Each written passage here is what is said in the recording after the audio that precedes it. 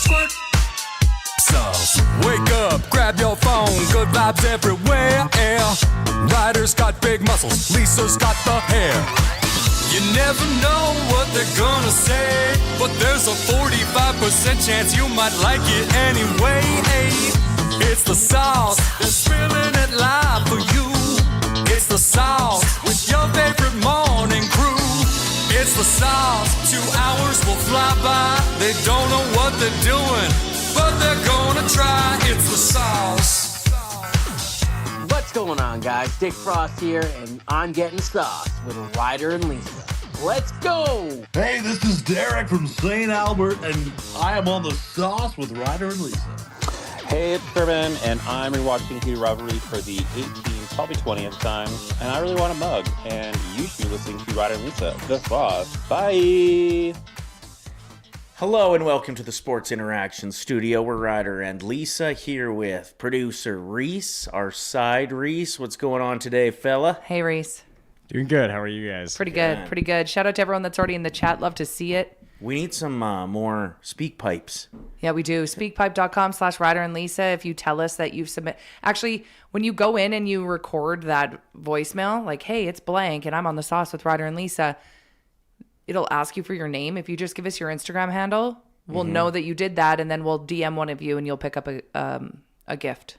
A nice prize. gift. A big gift. It's a signed 8x10 glossy photo of me having a bubble bath. Yes. And a gift card. Oh. And maybe some sauce merch. Holy You never know. moly. I know. So speakpipe.com/Ryder and Lisa. It's always available for you to leave us voicemails. Maybe you have a question that you want to be aired. You want it to be aired on the show. Sure. And we can get the saucers in on giving you advice. That's what we're here for. We're here for you. Or a question you don't want on the show, but let us know if that's the case. And also just let us know you're listening to the sauce and you're qualified. Mm-hmm. Shout out to Saucer Lindsay. That's a new name in the chat. Is it? Yeah, look at all the saucies. 123 Snipe Show is in the chat. Saucy MO2, Saucy Justin, Saucy Miss McKay. We got Northside Norm checking in. Nice to see. Who else we got in here? Saucy Cherie has checked in. Mandy, Mike. Thanks, everyone. On the show, a big game last night. Matthias Ekholm with a hat trick, back-to-back hat tricks for the first time ever by NHL defensemen on the same team, with Bouchard lighting the lamp a few times on Saturday, and now Ekholm's turn. Unbelievable. We'll get to Tyler Yaremchuk's reaction to the game. He'll be in with us shortly. Also going to be playing a little game with him called Boiling Point, where I want to just gauge his interest in potential third-line centermen, as it seems like when the trade deadline comes, that's who we're going to be targeting. So you can play along in the chat. Yeah. When we get that going. I really liked Ekholm's post-game interview with Tony. It was so emotional. He was emotional, which then made me cry. Yeah, the crowd was going wild. It was so beautiful. It almost did look like he was going to shed a tear. He was crying. Was he? Yes. I looked. I thought it might be sweat. Reese, do you think Ekholm was crying when he was interviewed? I don't know. It seemed like a pretty emotional interview. Yeah. That's what I think. Okay, if you can find it, I think that we should air it on the show. And try to then decide if he cried or not? Yes, because I fully believed. I was like, oh, he's like choking up and crying. No? I knew that it meant a lot, but then when I watched him wipe his eye, I thought it was sweat. Oh, no, I thought it was in his voice. The way that he was like, I love this quivering. city and how much they've accepted me and my family's really happy here. I'm paraphrasing, obviously. Did any of you watch that? Did you think he was crying? Hit us up and let us know in the chat. It was a pretty awesome game, though. I mean, we almost gave it up. It looked like we just had it in the bag. And then the third period, we're just like, hey, you guys want to get back in this thing? And then a couple empty netters made it look like we dominated. But it was a little sketchy there for a bit. Wasn't it the third period where we dominated shots on net compared to the Ducks? They had like 6 or 5. No, they had a pretty good third period. Oh, they did? I don't Okay. know about shots. But. Saucy McKay, Miss McKay, wrote in saying, I loved Bouchard's reaction to Ekholm's hat trick. Yeah, of course, because can you imagine?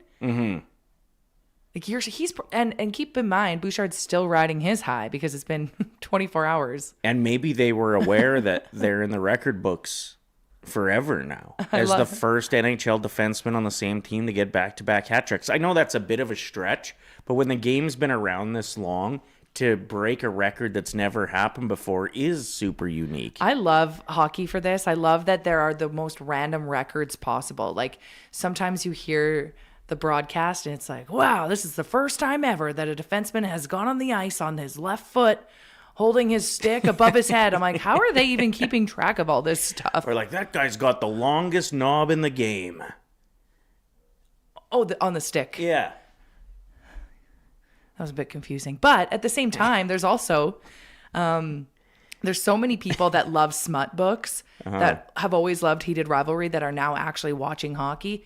And they're the ones that are pointing out how perverted it can sound without even realizing it. Yeah. So that is something that might have been said. Right. It Well, just I'm even depends. thinking to try to get some of that audience in here, I might start stretching for the pregame show. But like once we're on and live and doing the Leon stretch just right here on the table every day. Are we going to be live when it happens? Yeah. Yeah, I think just to try to get those people in. You want smutty hockey? We can do it. We'll show you. Long knobs and stretching. That's what we'll do around here. Anything for the views. What's coming up on the show today? We're going to talk about Sydney Sweeney. Is she a criminal? We're also going to talk about Wuthering Heights. Is it Wuthering or Withering? I think- Wuthering. Well, just say it fast. Say it really fast and then no one will judge you. We have to discuss that. I don't know if any of you are truly prepared for what is coming next month when that movie comes out. We also are asking a huge favor from the Saucers today. You want to be a part of the Sauce Posse? It's an important job. I feel like it should be the Saucy Posse. Okay. Doesn't that have a better ring to it? The Saucy Posse? I like both. Or Sauce Posse? No, I don't like Sauce Posse. Saucy Posse. Okay. What do you want? Well, I came up with Sauce Posse. I thought it sounded cool, and now you're changing it. Just like Backtrack. The people voted, and what did we get? Backtrack. Exactly. And that was your idea? It was. You come up with great ideas. Sauce Posse. That's got a nice little ring to it. I like Saucy Posse, says Mandy in the chat. I also like Saucy Posse, says Lindsay. Kate, we cannot be judging the people that are the ones that are, we're asking them to help us. True. So here's what we're asking. Yeah, we're going to get into that right now? I mean, yeah, Okay. let's do it. So I think we saw this coming when we were hired here. We're like, oh, we don't know how the true like Oilers Nation fans are going to feel about a show that's not always talking stats. You know, we're not always talking about McDavid over here. For example, we give him his due attention. 100%. Yeah, but our boss calls us like all the other shows are sports and entertainment, and we're entertainment and sports comes after. But the comment section, whenever we post a clip, yesterday the Ryan Wedding clip, which I thought was really interesting. Who doesn't like a crime podcast? well, and A he's crime moment. former Canadian Olympian, and we are a week and a half out from the games. So a week I thought out. it made sense. I thought it made perfect sense to talk about it. Comment section hates it. Well, just a couple people. Why is this on Oilers Nation? What does this have to do with the Oilers? Who gives a shit? Who gives a shit? Why do we care about this? But they're allowed their opinion. They're allowed. No, it reminds me of back in the day when Barstool started switching to having podcasts that had nothing to do with sports. Right. And I remember the outrage in the comments, way more than like what we're getting. It's few and far between. But it just reminds me of that and how fired up people get. And I think they still comment stuff like that on Barstool, even Well- knowing like that they've branched out. They're like a business now. Well, and they will also just post clips of like a monkey fighting. You know what I mean? Yeah. Like we're at least sports adjacent. So here's the thing is people will comment and be like, why is this? This has nothing to do with sports. And I'll reply sometimes with like, just wait 40 milliseconds. We're going to get 23 new sports clips. Oilers Nation posts. How many do you think on average we post a day? A lot. 100? Yeah, I'd say. And like a lot of them are great. And a lot of them will show up in your algorithm. Some of them will not. But that's kind of the way she goes with the internet. So we're not replying. We're not going to be mean to these people. They can say what they want. They can have their opinion. All we need from you, the Sauce Posse, is to just reply with, that's the sauce, baby. Or something of the sort. Something like that makes them go, am I missing out on something? And So- we don't want you to be rude. No picking fights. Yeah, because they're going to be a little bit sassy, and that's fine. If something's popping up on their algorithm that they're like, what the hell is this? Yeah. Why am I following this account? We don't want them to unfollow Oilers Nation. They have a they're totally entitled to their opinion. 100%. But like Lindsay just said in the chat, she said, nothing against Oilers Nation because they're great, but I wasn't here watching until you guys jumped on board. So they are expanding their viewership. I remember when we didn't have our own YouTube and we started on Oilers Nation YouTube. I was watching the follows go up, and then we switched over to our own, and I was like, okay, hope everyone comes over to this one. Sure. Because I remember like weeks in, our buddy Boxer was like, I've been checking Oilers Nation. Your show's just not on there anymore. So we were like, oh my gosh, some people don't even know that we've been going live every day. We're just on a different YouTube page now. So the saucy posse is just out there spreading the word of what we're about, and even also making it a little cryptic. Yeah, I like that you don't actually have to say what we are. You just say, it's saucy. It's saucy out here. Sometimes you just need a little sauce, like anything like that. And if you give us a screenshot, you're entered to win a prize. So, like, here's I think an example. It's so funny. Oh, I get only those who know. If you know, you know. Oh, that's what I was looking for. Yeah. If you know, you know. Hashtag the sauce. And then they'll just be like, what is this about? Build the hype. We got to build the hype. Spread the word. Saucy posse. Saucy Justin, triggered Oilers fans are my favorite. It's true. He'll probably actually get at it with people in the chat as a Yeah. Canucks fan. True.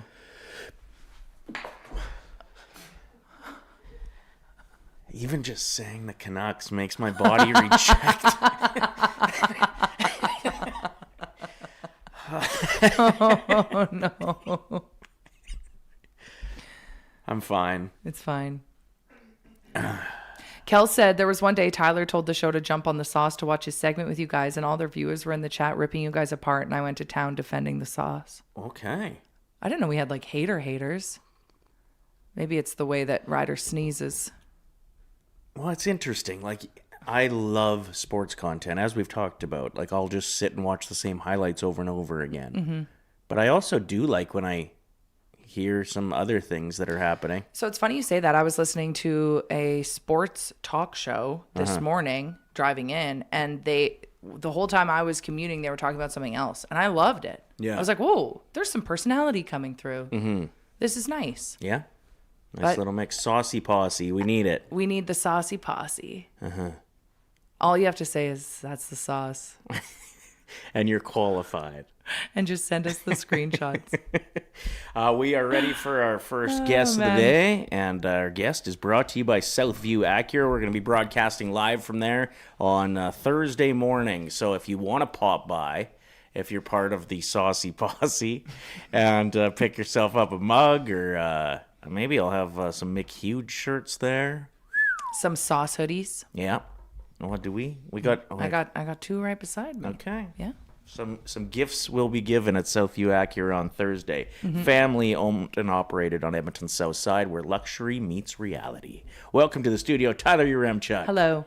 Hey, everybody. Nice win last night. Really nice win. Got a little scary. Definitely wasn't a Picasso, as they say, but good enough to hang on the fridge. Well, interesting that, like it very easily could have been the exact opposite of what we saw with Washington on Saturday, where the Ducks came back, but with those empty netters. We're just too good when the other net is empty. Which is funny. So at the beginning of this season, I did like a little research thing at Oilersnation.com. And the Oilers were, over the last few seasons, statistically the worst team in the NHL with the other team's net empty. Is that right? They were awful at it. And my this gosh. year, I haven't looked at the numbers in a bit. Yesterday will obviously really help, but they had actually kind of turned into one of the better teams in the NHL with the net empty this year. But it's funny that going back like a couple of years, it was not something that Oilers fans just like made up in their heads, because that's something when you only kind of follow one team really, really closely, you maybe believe things that aren't true, or you think things only apply to your team. But like, for the last couple of years, the Oilers have been horrible with the net empty. That's definitely recency. Is it recency bias? Is that the expression? Because they've been good now this year. Yeah, so I just assumed that we've always been good. But I think there's some recency bias with Bouchard lately as well. It seems like even the haters are laying off a little bit. God, that must feel good. It for helps him. when you put up a 6-point night. But even last night, his play, in your opinion, ever looked this good? I mean, I'll say it has, just because over the last 2 playoff runs, he's like been better than any defenseman in NHL history has ever been. Like, his production has been that good, that he's been setting records in the postseason. So, this is a guy who we kind of know what the book on him is now. It's been over 400 games in every season for at least the last 3 now, has been kind of the same, where he comes out of the gates, starts slow. Everyone goes, this guy sucks, defensive liability, blah, blah, blah. Get halfway through the season and it's like, oh my God, he's starting to put up points. He's starting to heat up. And then you get to the playoffs and he shows why he's one of the best defensemen in the NHL. And he shows why he's a guy who you pay $10.5 million to. Like, I had this line going back to last year in the playoffs, and I know it's going to apply again this year. There are going to be 8 to 9 games during the regular season where you go, why the hell are we paying this guy so much money? And then there are going to be 8 to 9 games during the playoffs where you go, thank God we have this guy on our team. And like, that's just what we should know Evan Bouchard is now. One of the things that I think, like, I was watching last night and he made the move a few times where he, in very tight quarters right on the blue line, can step around players that are coming at him with a lot of speed, keep control of the puck, and then their players out of position, and all of a sudden we have like an odd man advantage. And that led to some great chances last night. It feels like that also, though, when you miss by that close of a margin, turns into a potential breakaway for the other team or a 2-on-1. But it's because he takes that risk so that he gets a lot more opportunities for the Oilers in the O-zone. Yeah, and I talked to Jay about this yesterday on ONE, but it was like, I actually, in a really weird, twisted way, I don't want him to stop making those mistakes, because if he were to just become I'm going to play it safe, off the glass and out, shout out Jason Strudwick kind of defenseman, like, then Evan Bouchard wouldn't be who Evan Bouchard is. Like, he makes those mistakes because he's trying to make really, really high-end plays with the puck. And you know what? If you were to ask Connor McDavid and Leon Draisaitl, hey, do you want Evan Bouchard to cool it on the turnovers and play a little safer? They'd be like, hell no. Like, what he does is what makes the Oilers great. Like, what he does is what separates him from every other run-of-the-mill defenseman. Like, he can make those plays, and you're right. Sometimes it blows up in relatively hilarious fashion, but at the end of the day, at the end of the season, at the end of a playoff run, there are going to be way more moments where you're like, holy smokes, thank God this guy is out there doing stuff like this. Then there will be, again, who cares if in October he has bad turnovers? For the last 2 playoff runs, he's been historic in terms of his production. I don't want to lose that. Right. Do you think that there is a good chunk of the fan base that has made their entire personality hating Evan Bouchard, and they're just stubborn now? Now they're lost. They watch a game like that and they're just like, I'll just be quiet for a little bit and then I'll hate him again on his next mistake. That's so funny, because we were just talking about how there's people in the comments underneath clips of us that are like, what does this have to do with the Oilers? But then, like, sometimes there will be a video of us talking about the Oilers and it like pops off. And I bet they see that and then they're just like, ooh, it's like Homer that goes back into the bush. So the Oilers, they broke, what was it, a 7-game winning streak for the Ducks? That's crazy. So we were discussing this yesterday, Tyler. What are your thoughts? We want to do something where what was our idea? It was, if the Oilers win, until the Oilers win 3 in a row, one of us has to do something. So we were brainstorming, and one of the suggestions was I have to cut off an inch of my hair. I was like, absolutely not during my wedding year. Like, we'd have to keep cutting it. It could get short. It could get quite short. I'd have to wear a wig. Reese was like, maybe I won't shower. And what was yours? You were going to grow out a tail on your head? Do you remember when Gregor did that a few years ago? Yeah. Oh, my gosh. He said if they lose to San Jose, he wouldn't shave his head for like 3 months. Until the next time they played San Jose, I think was the bet. Oh, okay. And that was, I think he regretted that pretty quickly. Yeah. But 7 wins in a row, that's impressive. But I love that the Oilers broke that. That's perfect. And they could, and God, you got to think one of these opportunities will get their 3rd win in a row. They'll have another chance at that on Thursday night. Yeah, and San Jose, I think, has cooled off a little bit here as of late. And, like, listen, people talk about the Oilers being a team that relies on their superstars. San Jose is being carried by a 19-year-old boy. Macklin Celebrini looks like a toddler, but he does not play like a toddler. These numbers are like 10-ish days old now, maybe a week old. But I was having a Hart Trophy conversation on the show, so I pulled the 5-on-5 numbers when certain players were on and off the ice. So with McDavid on the ice at 5-on-5, the Oilers are +4. With him off the ice, they were -19, I think. So it was a 23-goal swing. McKinnon was +44, crazy. And then +21 with him off the ice. So again, it was a 23-goal swing. Celebrini, they were, I think, plus 12 with him on the ice and minus 32 with him off the ice. It was a 45-goal swing when the boys on or off the ice. And like he could single-handedly drag that team into playoffs, which when you're asking what the MVP is about, It's that. yeah. And he's going to be at the Olympics too, which is awesome. Like he's been a great story this season and a first overall pick that because he played college hockey, not major junior, he didn't come in with like as much fanfare, at least north of the border in Canada. He wasn't getting like the Connor Bedard, generational talk, but like, goddamn, this kid's really good. Well, and it seems like the NHL has turned into a young guys league. There seems to be more hype. Did you see the picture? It's probably AI based on I saw it on the internet. But of all the kids in Chicago that were surrounding Bedard as he came off the ice to like just high five him or whatever. Okay. And it was like 45 kids and they all had Bedard jerseys on. Cute. Like there wasn't a mix of, and it's just a young guys league for that. So getting guys like Celebrini, especially, it feels like there's a boom in the NHL right now in popularity. Yeah. It's great to have a young, handsome dude that can help rope in a whole new audience in San Jose. So yeah, it's fun to have him. I'm excited to watch him live on Thursday. Yes. Yeah, and like you said, the winter games are coming up real quick. We had Josh Szymanski, sorry, with his debut last night, just under 8 minutes. What'd you think? Big, fast. Okay, like check, can play center. I don't know how he did in the dot last night. And I don't really remember off the top of my head if he was winning or losing a lot of draws. I know a lot of people were kind of roasting Knobloch for not using him a lot, but you have to remember that first period, what was it? Double minor to Strome. There's the trip. Like I think 8 of the 20 minutes were played with one team on the power play.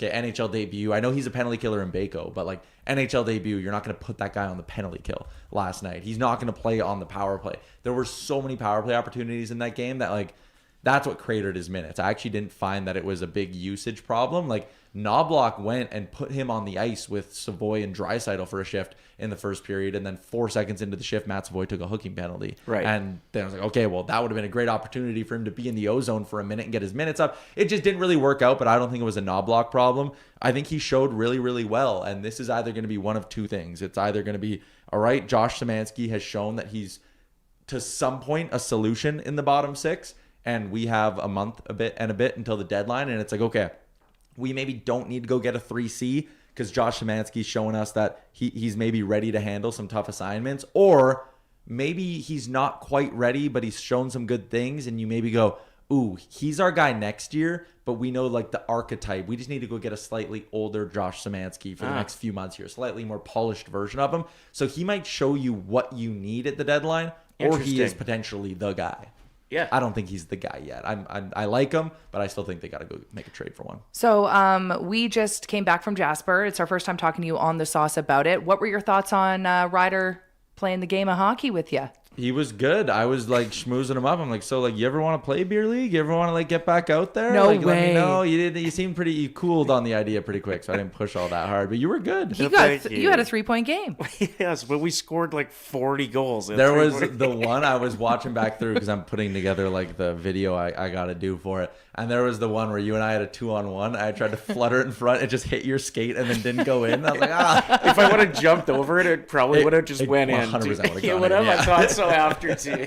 That's awesome. It was so much fun though, and everyone that works here is so rad. Like I'm already excited. It makes sense now why you say it's your favorite weekend of the year, because I'm already like, okay, let's get back there. And like when we're in the cabin and we're partying, like there's like no cliques or anything like that. It's just No. kind of like everyone Yeah. mingles amongst each other, gets crazy drunk, then it's like 3 a.m. and you're like, oh my God, we got to go to bed. And everyone is so welcoming and so kind. Yeah. No, it was a vibe. It was so much fun. It was great. Shout out to Maddie who keeps the beer fridge Yeah. stocked. Oh my She god. She does a lot of way more important things, but in my brain, it's like Maddie keeps the beer fridge stocked. Yeah, Like, I love that's the number group one. chat. That was a heavy lifting job Yeah, this past we had a group weekend. chat with 19 people in it, and it wasn't annoying because Yeah. it was very important information being said in it. Like, all right, I'm doing a beer run. What does everyone want? I was like, what world is this? Yeah, awesome.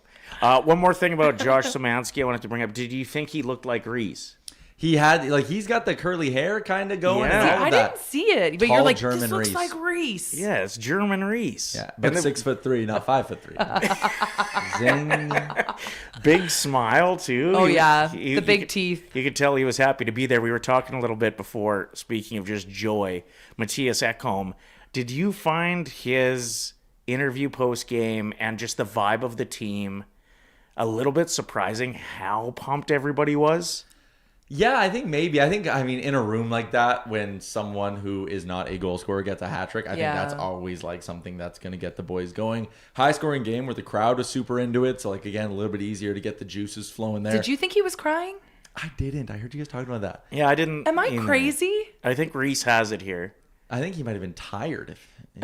I guess. Well, Matthias, Okay, let's see. better late than never, I guess. At 35 years of age, you record your first NHL hat trick. Take us through the emotions. Yeah. Hello.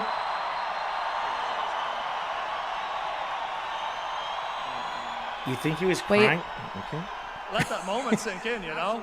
See? Take your time. No, I mean, I'm not. I mean, I usually don't score goals, but every once No, in a he while, was just taking it in. You get lucky. I can't hear it, Obviously, but had a it's all chance good. there with up to win a face-off. I thought, Oh, whatever. what the heck? I thought he cried. Okay, don't be mad. It was a beautiful moment. It was a beautiful moment. The way when he is taking it in and the crowd goes crazy. I love those I love post-game it. interviews that Yes. they do where it's like broadcasted in the arena. I think that's sweet. Yeah, that's smart, right? Speaking of in the arena, I don't know where your thoughts are on this, but we bought 50/50s like 2 weeks ago. Oh yeah, when did that even get drawn? I don't know. I hate that they don't do the draw in the arena anymore. We were talking about the good old days when you would be at Rexall and you would wait till the end and you'd look at your physical ticket. You'd be so pissed if you lose it. Yeah. You had one Rexall beer and you're like, where's my ticket? And you remember you would hear a section going crazy because someone won, and then you have to like get to a certain desk in time to actually claim it. Is that real life, or am I making that up? No, that's pretty much you're what right. I used And to remember, because I mean, they stunk for the majority of those seasons, so it'd be the first whistle after like the 10-minute mark. They'd announce the 50-50. They'd be down like 4-1 to Minnesota, and No then one would leave. everyone would leave. They'd leave right after 50-50 And like, numbers. what about the comedians who were always like, "I won"? They're like, "Oh no, I Right. didn't." They thought they were the funniest person in the world. What are those Classic. guys doing now? Yeah. Is I there don't any know. chance we could like make a push for you could do the 50/50s province wide, make the draw once a month or whatever Yeah. they're doing, but also have like an in-game 50/50. I know. Whatever. Also, the pricing on them now is crazy. Like, Amber, we were at a game, whatever, it was around Christmas. And Amber's like, I want a 50-50. I've never bought one. So I'm like, okay, let's go. So 10 for 10. All right, sure. Okay, or you could get 97 for 29. Okay, well, then you're kind of stupid. Like, don't spend $10, get 97 tickets. Okay, but then you could do 550 for 100. But then when you buy 100, you get like $75 worth of gift cards to certain places. And it's like, oh, so then I should just spend the 100. Like, they really dupe you into Yeah. spending the most amount of money possible. And like they do a good job of it as well, Yeah. because every time I've bought 50/50s for the last year, I've spent $100 Yeah. at Oh, yeah. least. Oh, And then yeah. you want to get it on like the other $25 ones. And The seats we were in too, the guy that was with us was like, there's been 2 people that have won the 50-50 in this. I was like, oh, that's convincing. And I literally scanned the QR code thinking like, odds are great that it's going to happen magical. again. Like what? did the person who said that, were they wearing a 50/50 penny? The stripper doesn't love you. No, exactly. They do not have feelings for you. That's so good. Okay, you have a game you want to play with Tyler, bro? He's got a busy day. So Yeah. So last time you were in, you thought if a third line center was the spot that we needed filled, we should be kicking the tires on Columbus. There's some buzz on Ryan O'Reilly that I'm hearing, but you said yesterday on ONE that there's going to be a lot of teams interested if he does become available. Yeah, and he's a guy with term, right? He's got one more year at $4.5 million, and he surprisingly doesn't have a no trade clause or any trade protection. So there's always been this talk that like Nashville's going to do right by him, veteran player. They're going to like make sure he's okay with wherever he goes. But there also is a part of it that Nashville might sit there and be like, hey, you want to go to a contender? He says yes, and they just going to say, we're giving you the highest bidder here, which would be a problem for the Oilers because they don't really have the assets to get into a bidding war with probably a lot of the teams who are in playoff contention. Would O'Reilly and Ekholm have crossed over at their time in Nashville? Yes. Okay. 3 years ago. Oh, no. It would have been close, right? Yeah, So it he would was have been Toronto close, but before that? no. Yeah, he was in Toronto for that half season, then signed in Nashville, so I don't think so. Because the way Ekholm talks about the city, like I could see no him doubt. making the phone call if they did have some rapport. Okay, so Yeah. I got this. Here's the game. It's called Boiling Point. Okay. I have different potential third line centermen from around the NHL. and feel free to play along in the chat. We want to hear from you as well. Hit me with your level of interest, but it has to be using water references. Okay. Okay, so like boiling would Yeah. probably be the most interested. And feel free to break down why it wouldn't make sense if it doesn't make sense either. Okay. We're going to start with, from the New York Rangers, Vinny Trocheck. So boiling would be like tons of interest and it makes sense. I'll say like, I'll go day old hot dog water. Okay. So pretty cold. For chances? Yeah. He's expensive. So like the Oilers fitting him in this year, and because he's got like 3 more seasons left, fitting him in this year would be tough. Getting retention would be nearly impossible because you're asking the Rangers to eat money for a long time. Sure. He would cost a lot. He has a full no move, and he's an American. I kind of just go through all those checkpoints, and it's like a lot to acquire. Won't get retention. You probably can't fit it in, even if you did give up the right assets. And he's probably a guy who's sitting there telling the New York Rangers, like, I'll waive. I think he's a full no move. So he's probably sitting there. I think he's from Minnesota. He might be sitting there saying, I'm going to Minnesota, or I'm going to Vegas, or I'm going to LA. Like, I'm not going to Edmonton. So it would be nice if Canadian players started doing the same thing. Like, I'm staying in Canada no matter. If you're going to move me, I want to go to another Canadian city. Even my parlay tonight, I was like, I'm only betting on Canadian teams. It's my Canadian parlay tonight. It felt really weird, like betting on some of them. The Leafs. I was like, ugh, all right. Nick Bukestad.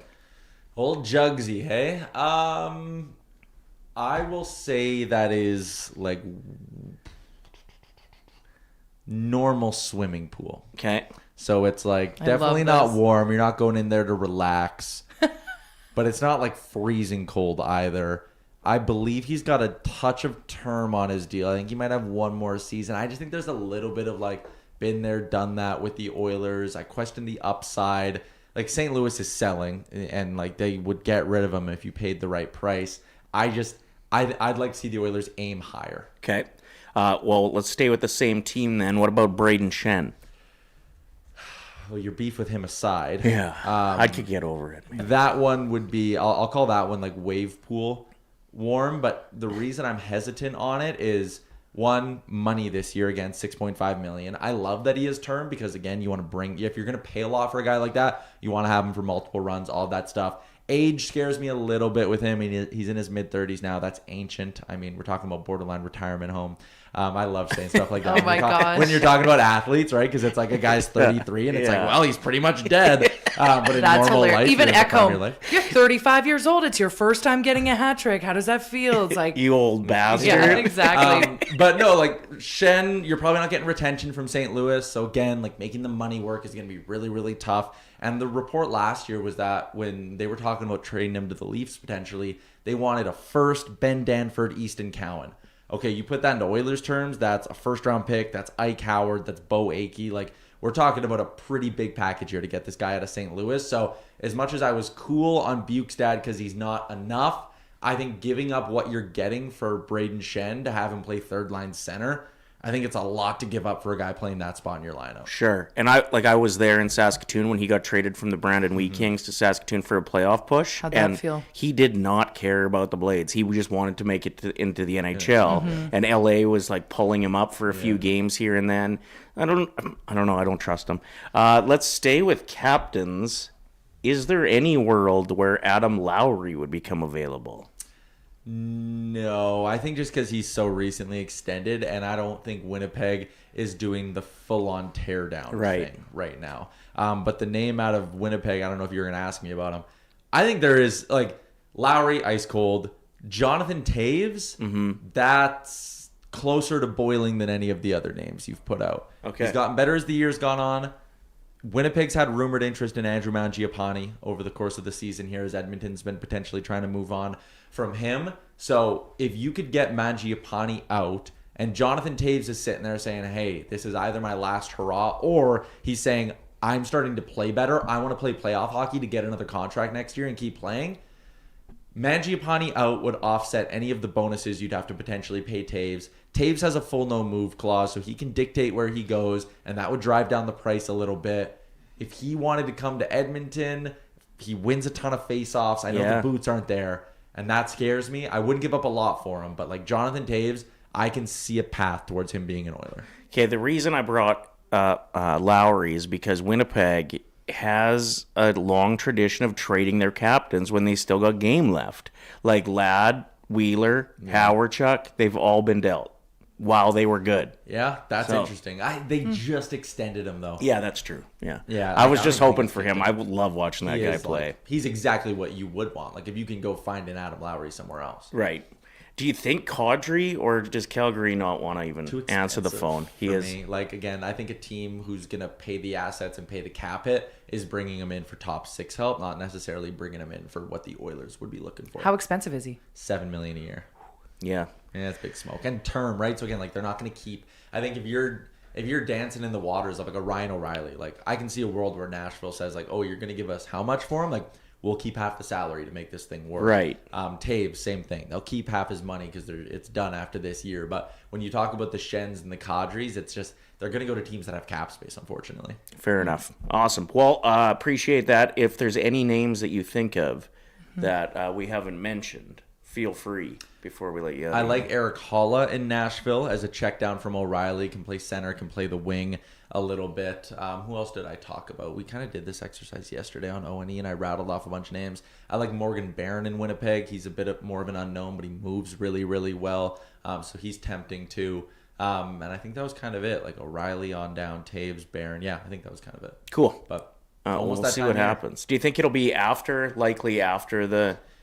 Yeah, they're going to wait as long as they can here. I think the Oilers kind of know that, they're making upgrades over what I'd call like true additions. Like they have some holes and flaws in their lineup, but like that lineup they put out there last night was pretty good. Yeah. So I think with the Oilers, you don't really feel the need to jump the market because you'd rather wait until it's like right before the deadline. Okay, no one's gotten hurt. We haven't had a defenseman go down, so now we need to pivot. Like just get to the last possible moment to make sure injuries don't end up screwing you up. The interesting thing about the team this year that I haven't really felt in years past is first, second, or third in the Pacific in comparison to what everybody else in the West is dealing with doesn't feel that daunting. If you're first, you're playing a wild card team. If you're second, you're probably playing Anaheim. Maybe the Kraken sneak in there.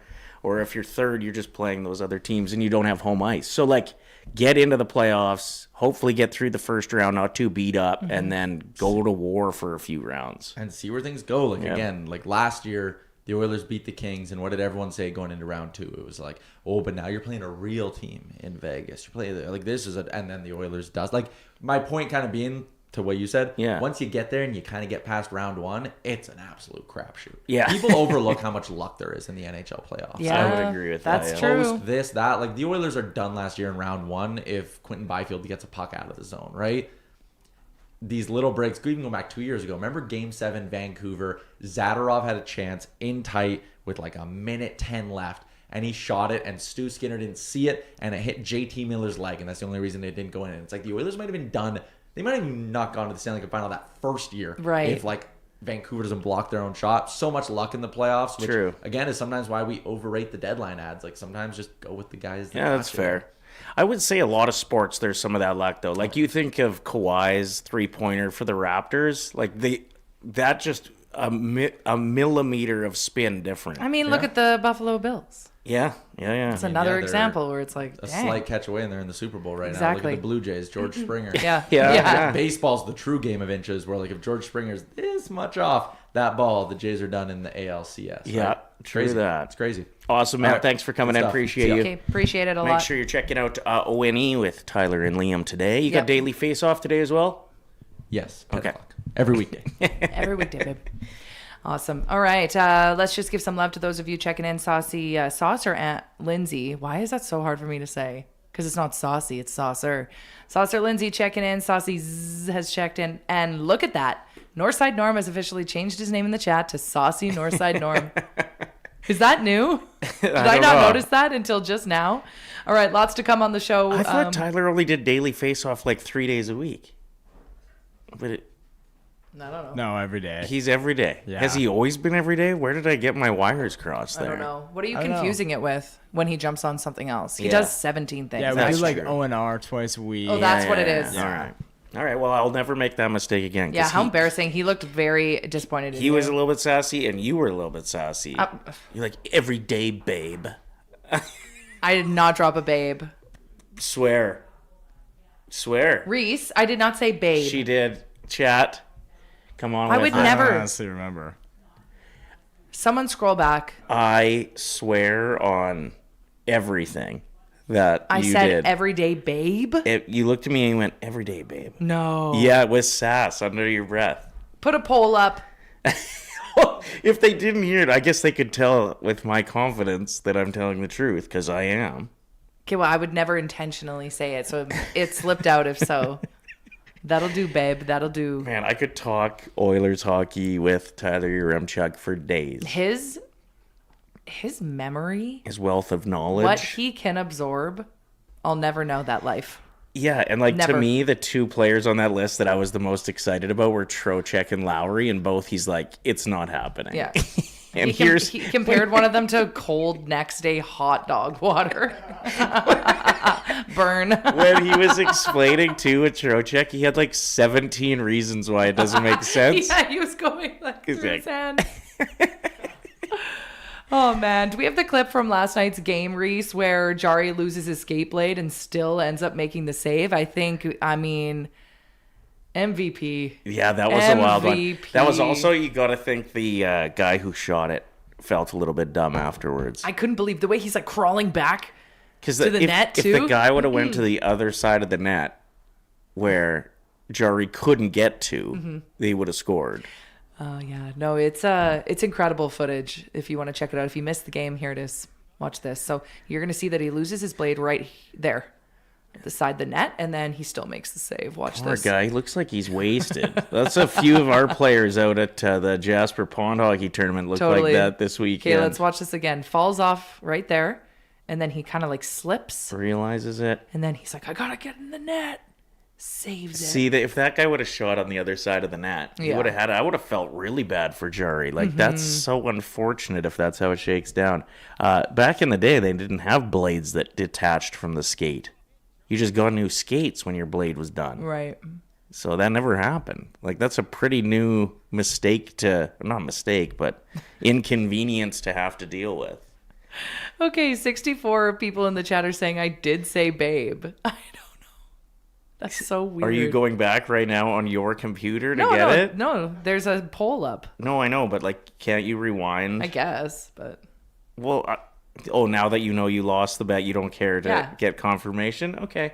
okay. Why are we talking about Sydney Sweeney today? I know that she just launched her new underwear line. Is that why? Yeah, let's get into our headlines for today. Sydney Sweeney may face trespassing and vandalism charges after hanging bras on the Hollywood sign. So this was to promote her brand new underwear line. A stunt, yeah, as part of a campaign. And she apparently got approval from Film LA to shoot on location, Okay, so she's good. but she didn't get approval from the Hollywood Chamber of Commerce, which owns the Hollywood sign. And it's their intellectual property. So, I mean, there's a good chance she ends up facing some criminal charges for this. If you ask me, I think the states have enough fish to fry right now that No, literally all the comments underneath her underwear launch day was like, can we focus on they're like, we don't care about your underwear, Sid. Sorry. well, not even to give her shade, but like for the police to be like, we have to go and deal with this right now. They don't even turn the Hollywood sign on at night anymore. Apparently they have like the city pays for that Yeah. to actually light up the Hollywood sign, and like no one's doing it. Although if I was a cop, I suppose, and they're like, hey, can you just head out, take this massive boulder holder with you and go take it to Sydney Sweeney. It's her bra. You'd be like, all right, I guess. Tough day on the job. Yesterday, Kanye West published a full-page apology in the Wall Street Journal. This is apologizing for his statements that he's made over the years, and he blamed his reckless behavior on brain damage that he suffered during a 2002 car accident. Which, that's a very well-known car accident. Mm-hmm. He ended up with his jaw wired shut for months. And he ended up, that's when he recorded the song Through the Wire. Which is because about it him. was, yeah. Yeah. I worked with a guy, and he worked in our kitchen, and he had his jaw wired shut after getting into a fist fight. Oof. And it was gnarly. Did he release a rap album? Probably. Okay. I mean, No, but this to me, it as much as I'm like, oh, good, like say sorry, but also if there's a new album that drops shortly after this, we're not accepting the apology. he does drop albums all the time, though. It's just some of them aren't good, so nobody really hears about them. Like Donda, I know, like shout out, he released it in his mother's name, but like half of the album, you're like, what the hell am I listening to?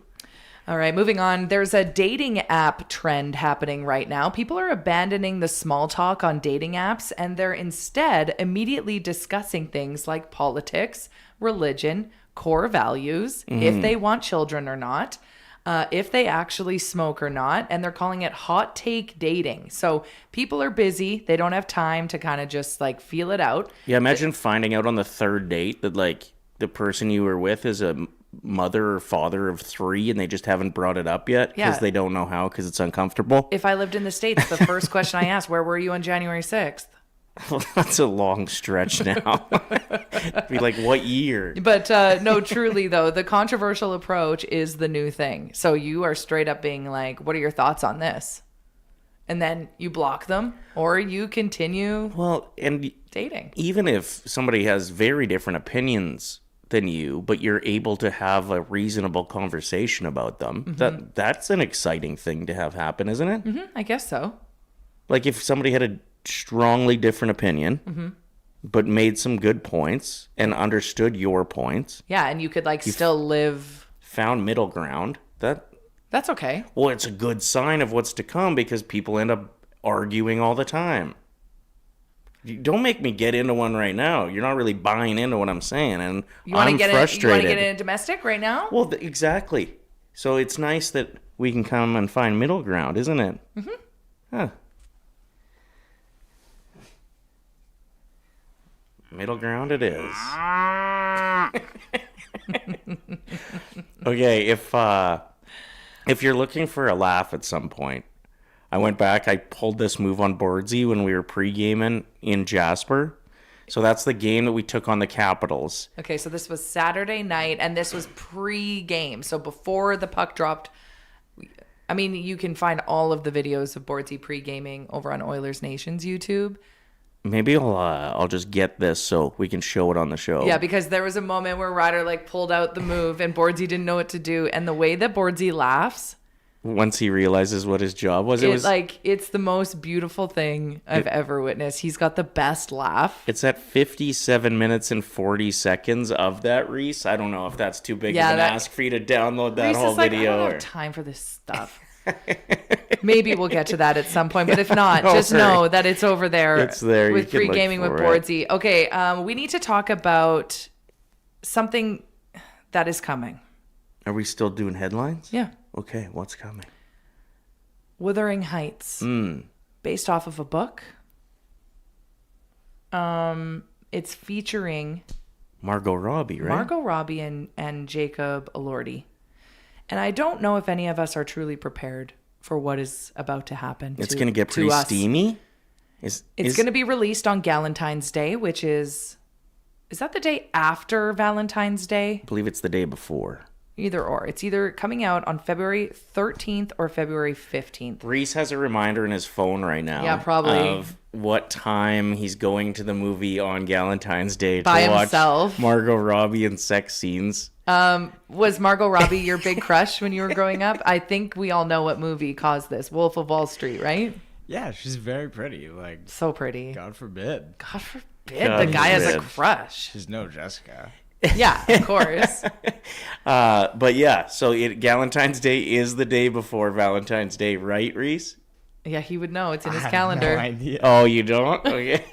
So this movie... I'm not going there to watch a sex scene. Yeah, you are. You're there for the love story. Exactly. Hole in the bottom of the popcorn. If you thought that heated rivalry was getting people fired up, well, yeah, it's it is. Child's play compared to what is coming. Really?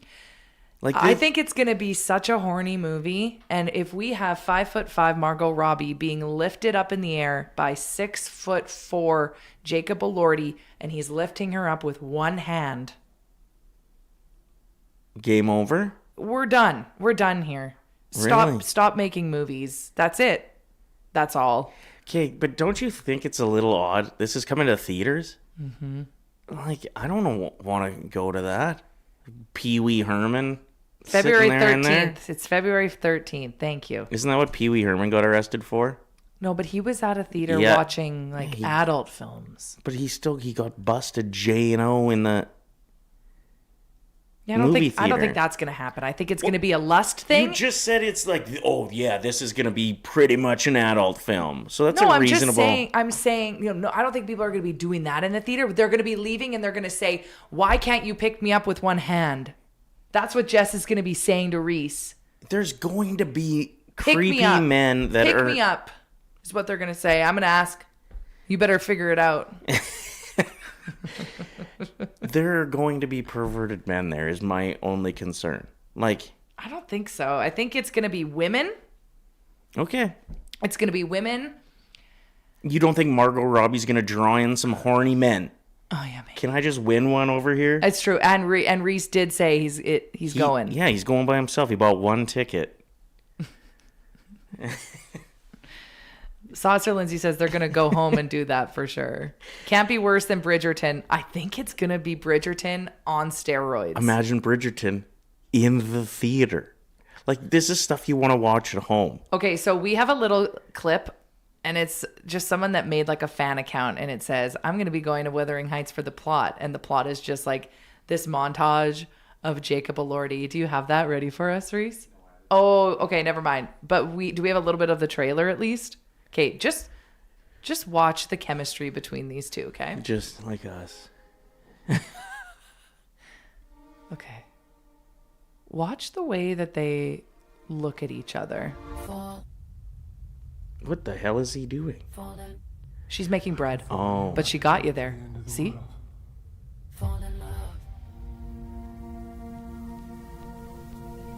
6'5". Are you feeling quite right? What? Oh, yes, fine.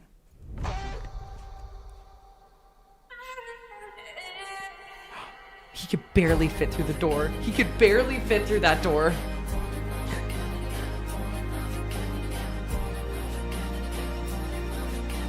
Is that the same guy from the first scene that we just saw? Yes. Okay. They're always sucking on each other's fingers. That's going to become so popular in 2026. He was from Euphoria, right? Correct. And Frankenstein. He looks completely different with a beard. I know that's probably not what most people Did you are see that? thinking during this, but yeah, going for it. Who's going? Who's coming? Whoa, pun unintended. Some creepy old guys in the theater is what I'm saying. What I'm saying is I'm just warning everyone. We've had heated rivalry. It is setting us up for Wuthering Heights, February 13th. Get lifting those weights, getting prepared to be able to lift your partner up with one hand. Because if Jacob could do it, you should be able to do it. And we're going to do it live on the sauce. Ryder's going to start practicing now, and then we're going to go live, and he's going to lift me up in the air with one hand. I've been working on some stretches, actually, that if this takes off and we are truly in like 2026 Smut City, which it seems like it's really popular right now, I'm going to start doing the Leon Draisaitl stretch right here on the desk to start the show. Just get those viewers up big time right off the hop. Saucy Northside Norm, I have never looked that way while making sourdough. He does make his sourdough.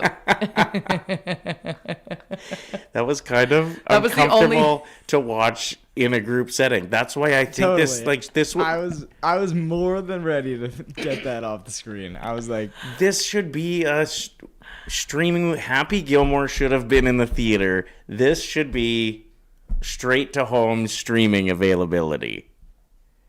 I mean, what's better than a heated up theater with a bunch of strangers with holes in the bottom of their popcorn? but I mean, like 50 Shades of Grey was also like in the theaters. And don't you think that was weird? I went to Magic Mike so I had to go because I was going with listeners, and it was like the third installment or something. I didn't know the other first two movies.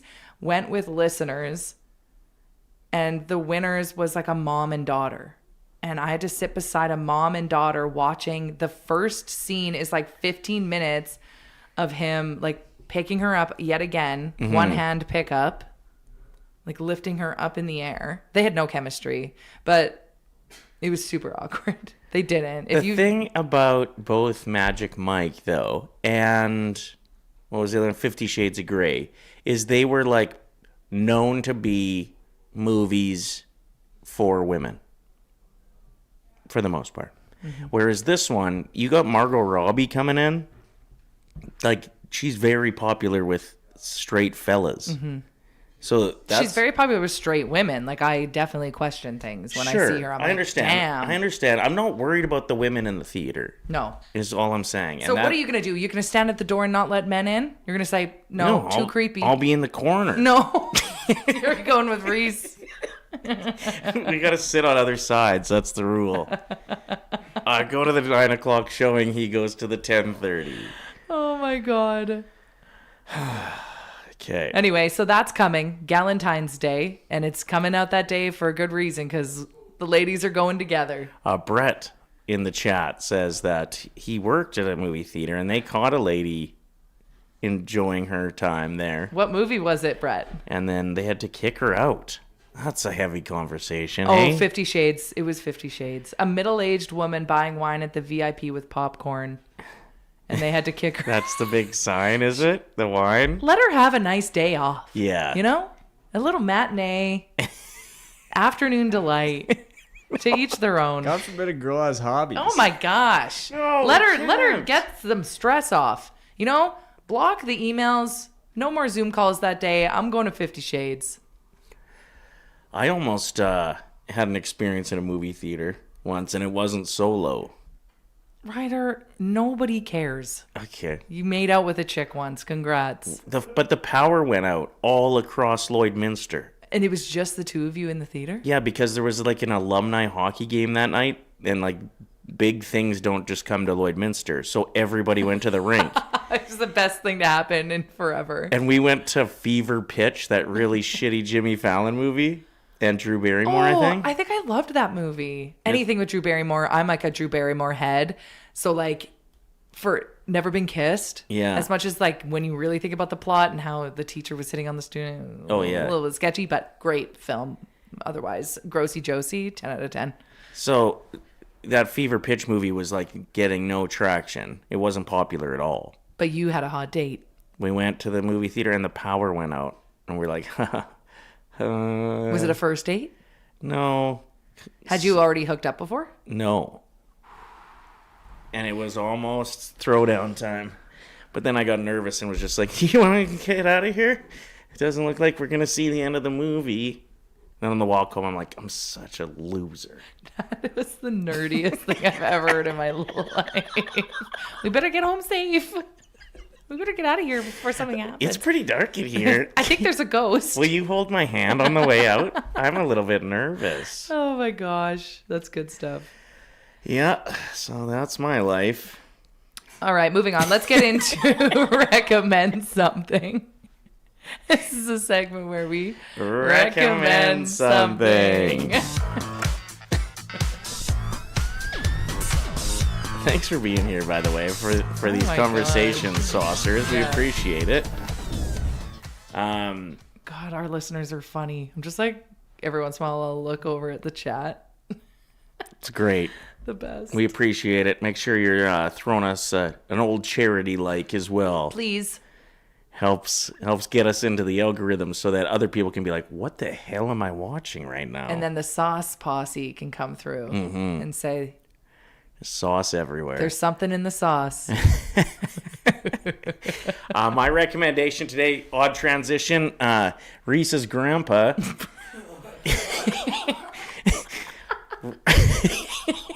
recommended or suggested, because I have roughed up hands. They've just been really dry this year alone. So it's never happened before. Reese, how did your grandpa find out about this? Was he watching the sauce? Was this like discussed over dinner and he was over? Does your grandpa come over a lot, or does he watch the sauce? Yeah, no, he's a saucer. Nice. So all of a sudden one day he was like, you gotta get Ryder on this stuff, blah blah. And he was very adamant on wanting Ryder to get on this. Working hands. Working hands. Working hands, Wow. hand lotion. He sees me just working in here too, probably. Hey? Yeah, he's probably like, that guy has the furthest thing from soft hands. That guy works heavy lifting. The past generations just respect this job so much. Yeah. I know when my dad watches, he's like, man, look at him go. Look at him go. Make Can't it- change a tire for the life of him, but... Making us real proud, talking about the movie theater. Anyway. And getting a little bit scared. Anyway, Saucer Grandpa... What's his name? Told me working hands. His first name's actually Royal. Whoa. But he goes by Roy. I know. So everybody in our family is like, hey, whoever has the first kid, middle name's Royal. That's a badass name. I know. It's pretty baller. I am shook. I'm a Roy, too. Did you know that? Really? Yeah, I'm Roy the Third. Why would... You never dropped that Well, in the history of your broadcasting career. I've never went by it. Well, I think this is an appropriate time to... I can't believe you just told everyone that. I'm Roy the Third. So my dad never went by Roy, because in a small town, if you have 3 guys named Roy and they all have the same last name, it's going to be pretty confusing. Yeah. So I went by my middle name, and my dad went by his middle name. But yeah, if I ever had a son, it would have been Roy the Fourth. Well, holy frick. Yeah. Royal Let's is do a it. badass We name. got to get Royal before he takes it. Okay, let's go to Wuthering Heights. Then you lift me up with one hand, and I'll think about it. I'll start doing push-ups right now. Just one arm. Royal is such a That cool is twist so on that. so cool. The chat is losing their minds that you just told everyone your name. Nobody steal it. Yeah, don't you dare. Oh, yeah. Anyway, thank you, Royal. The Working Hands cream has shown, I would say, better results than anything else I've used so far. And I'm on about my 15th jug of hand cream. Lisa, your recommendation. Shout out to Royal. I can't get over that. Okay, my recommendation is I rolled into Walmart last night, and they have an entire section of incredible protein and sugar-free snack options now, which I knew this because a fit girl that I follow posted a bunch of stuff that she got from Walmart, and she's like, so excited to try all these new healthy-ish products. And then I was in Walmart anyway, and then I stumbled upon this aisle, and I went, whoa, she was not joking. So I picked up all of these new sugar-free, like there's this one, it almost tastes like a chocolate turtle. Oh, it's good. It's so good. It's like caramel pecan covered in dark chocolate, and it's just like a single little thing if you're feeling that chocolate craving. Mm-hmm. 0 sugar, 7 grams of fiber. I couldn't believe it. And they're so good. I'll actually post it on our Instagram story a little bit later today because I don't remember the brand name. But Walmart, if you find that section, I think they've got a plethora of different really good stuff right now.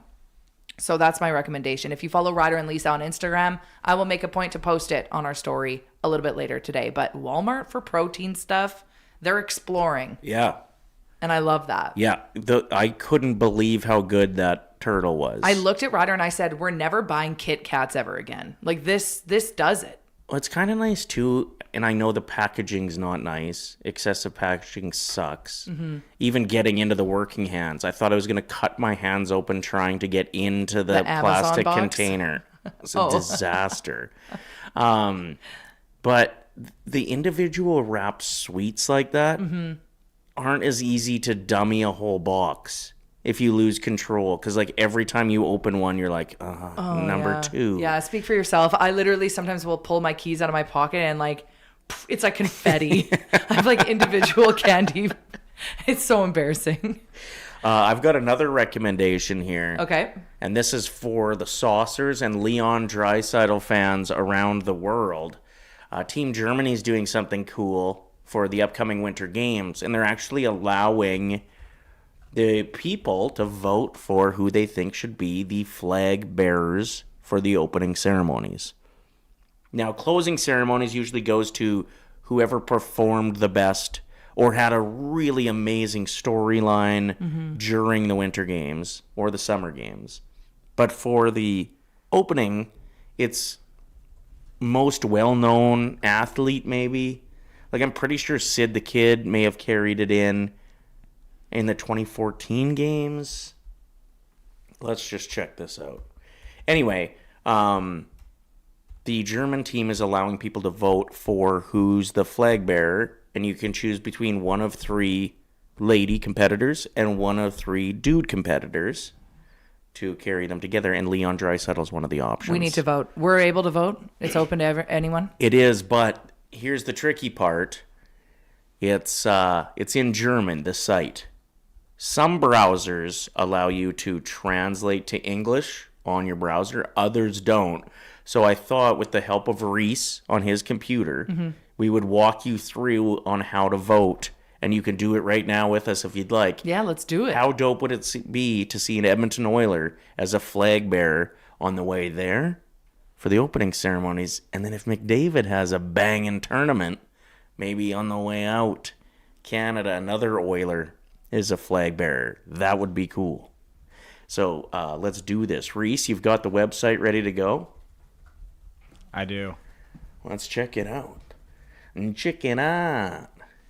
Okay, so here's our guy. Yes. So it looks like you could just click that. You cannot. Okay, so what do? You got to scroll down. I think there's a cookies warning. Reese may have already clicked that. Now this is where you go to vote. You pick one. There's our boy. One of the ladies, one of the dudes. Okay. What are we thinking? Well, I went with... What's the chat saying? I don't know. It says on the bottom, if you look close, I think the one on the right, it says something about a bronze medalist. Or maybe the far left was the bronze medalist. The middle one, I think, was a silver medalist, which I thought was better than the bronze. So that's what I picked. Okay. But you can also like copy and paste and put, if you want to get detailed on who to vote for there. We'll let you decide what you do for that. I think they all deserve it. Exactly. You know what I mean? Yeah. So it's kind of if Ryder, if you voted for her, I'll vote for Romana. And then I will vote Sure. for the third girl, All right. Fabulous. Katharina. Terrific. Everyone Okay, gets a shot. perfect. Okay, but we Well, all vote obviously. for Leon. We all voted for Obviously. Leon. But if you look at what the other guys' descriptions are, I think the one guy, it says 6-time gold medalist. Oh, he's gotten his flowers.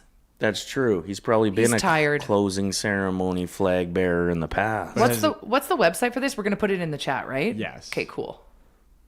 And then we'll also have it in the description of today's podcast episode if we remember. I'm just checking out some of the people that have carried the flag for Canada in the past before we go on to this next one. Marie-Philippe Poulet, of course, from Team Canada. Who else? Haley Wickenheiser. Oh, that's cool. Danielle Goyette, another Canadian star hockey player. I'm not seeing. I thought There's no Sydney. I was sure in the 2014 Winter Games. Huh. Oh, that was the opening ceremonies. Oh. Let's see, closing. I bet Sid's on there. He probably did it in 2010. 2010 closing ceremonies was a figure skater, Joni Rochette. Christine Sinclair, very well-known Canadian athlete, has done it. Penny Oleksiak. Yeah, it doesn't look like... so, listen, we need to make this happen. Connor McDavid, closing ceremonies. Leon Draisaitl, opening. Let's keep rolling with this. All right. Sorry, I got distracted. Blame the ADHD. Okay, so then what do? You go to the end and you just hit that little red thing? You got to type in those letters there, the okay. different colored letters. Okay. We're going to get this link up in the chat to the saucers that are wanting it. Yeah. Raw Teresa's going to get it Seemed wrong. legit. And then just Yeah, hit that. Killing it. And then... boy. holy Dinah. But Oh, gosh. your vote's already in. Okay, Okay. fabulous. And I did some translating. What does And- this say? Well, on February 5th, the announcement's going to be made. Subscribe to the Team Germany newsletter if you'd like. Got it. That's where you'd fill in that information. You could win fantastic prizes, including 2 Germany flags personally signed by the flag bearer duo. Okay, so we want Leon Draisaitl. Come on. Yeah, I don't know if they'll send them internationally, but also 300 £100 would it be, euro, grocery vouchers from Edeka, and 4 exclusive items from the current Team Germany collection. Those are the prizes that are up That's for open grabs. to anyone? if you sign up for the newsletter. Cool. What if they're like, sorry, you're in Canada? Yeah, I don't know. Anyway, whatever. We just need the Leon Draisaitl vote. Let's get that link up in the chat, Reese. Thank you for showing us how to do it, because it is a little bit confusing, maybe overwhelming when you go there and you're like, what? I don't really know what's going on. Cool. That's a good recommendation. Thanks, Ryder. It's too cliche for a Canadian hockey player to carry Canada's torch. I don't know if that's true. I don't know. I just think it would be cool to see more of Leon Draisaitl. It's cool. Well, in Germany, that would be so cool to like for hockey to be recognized at that level, and even for people that maybe don't follow it to like see him carrying the flag and be like, who is that again? Boom, the conversation starts. Maybe you watch the games. True. Like, I feel like if Alphonso Davies got to carry in the Summer Games flag, it would be a pretty big deal for Canadian soccer. And in my opinion, Canadian soccer is at about the same level as German hockey is as far as world competition goes. That's fair. Like, just started making the real international tournaments recently, actually ranked in a position where it wouldn't be surprising if they win a few games. You do have to reside in Germany to win those. But our votes still count, right? I would hope so, or else that was a huge waste of time. And we should have just kept talking about the movie theater. Yeah. And Sydney Sweeney's bras. So the link to that website is too big to put into the chat. Okay. So What can it's people search? It's in the YouTube description. So if you go into the YouTube description, you can find it in there. You'll have to hit refresh, though, on... Also, Reese, have you ever used a shortened link? Oh, I'd be happy to learn. Shorten URL. Yeah. If you Google that, there's a website. You just put it in, and then you And it'll can just get give you a really short one. Well, would you look at that? Yep, so it will be in the chat as well. That's another recommendation. Did you know that that's a thing? You can shorten your URLs. Look at us recommending things like crazy. Killing it. There's something that I wanted to implement on the show, and every once in a while just spotlight an influencer that actually deserves the spotlight and some new follows. Okay. And there's a woman who... She's older. I'd say she's what? In her 70s, 80s. And she does this thing where she like renames each month and calls it like Sit Down September. So she's saying like go sit down at the bar and meet new people. Okay. September. For January, it was, I think everyone's doing like no spend January. Yeah. So she's just trying to influence people to like be better. And I love that. What's her name? Lori influencer. And she's like Lori Cooper. out of New York, I think you were saying. She's got 1.6 million followers. Lori Cooper. And she's a fashionista. And I just loved how she's telling people to like get out there and specifically like sit at the bar and say hi to the people beside you. Yeah, a lot of people want to sit at the bar and be left alone. That's the whole point of sitting at the wood. If you can catch that vibe, you move on. But she said, if you're feeling lonely, say hello. And if you're a woman and you're straight, you could still say hi to the woman beside you. What if she has a single brother? Like basically her whole vibe is like, what is stopping you? It's okay to stay home and to just like rot on the couch and hang out with your dog, but like get up and get out there, because it's so weird how we all meet each other. So situational, sometimes by chance, sometimes by luck, sometimes on a night that you go out and you didn't even want to be there. Yeah. You can meet the love of your life. Like you just never really know. So that's why I love this. And so every once in a while, I do feel like we should spotlight an influencer that deserves it. If you know of one, you can send us like their profile in our DM and suggest it. But I'm suggesting, to kick this off, Lori Cooper.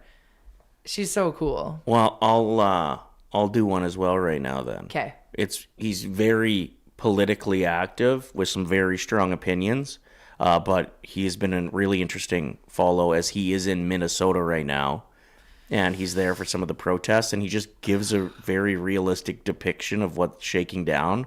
And it's a scary time right now for a lot of people. Aren't we playing Minnesota on Saturday? Yeah. In Minnesota? No, it's in Edmonton. Okay. Good Trouble is what he goes by on socials. I think I followed that guy years ago. So he's Yeah, he's in Minneapolis. I think he's made so much money from being an influencer that he now uses the money that he makes to go and promote stories like this. So like he's in a hotel. I don't know if his followers are paying for him to be there and get the word out, but right. I think when he goes TikTok live, yeah, you can send gifts or something Right. and it turns into money. I don't really know how that whole world works, but it's Anyway. pretty cool. People in the chat now calling you Royder.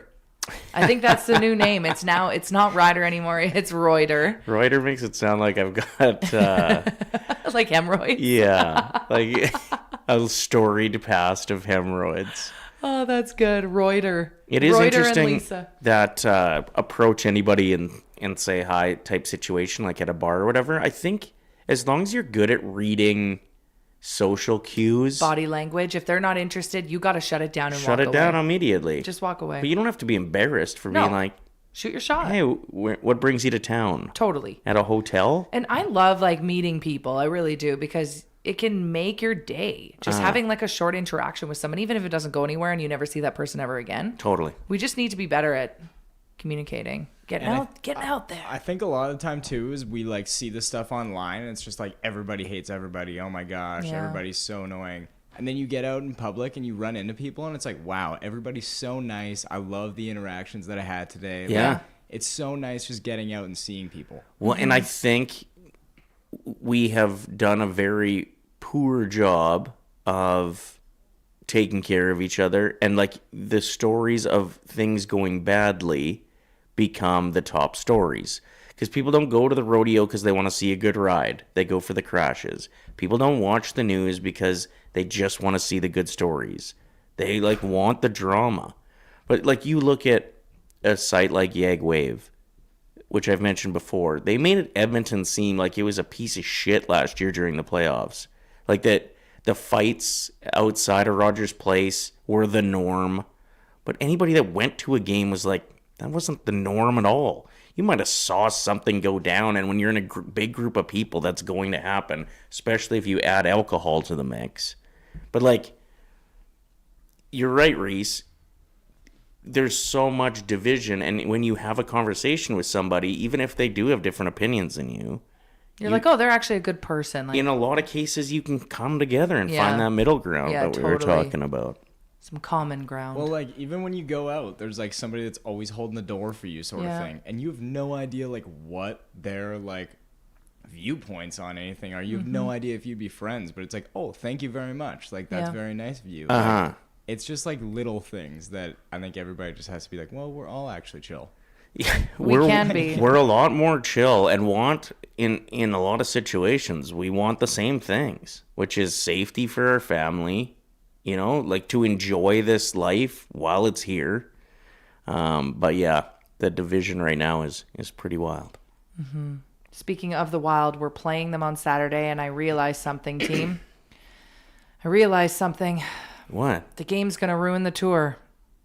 8 p.m. puck drop. The place I want to go for karaoke waits till the game is over to turn the mics on. You're calling it the tour now? Lisa and her friends do not share the microphone, so if you want to come out for karaoke with us, just know that it's just a concert.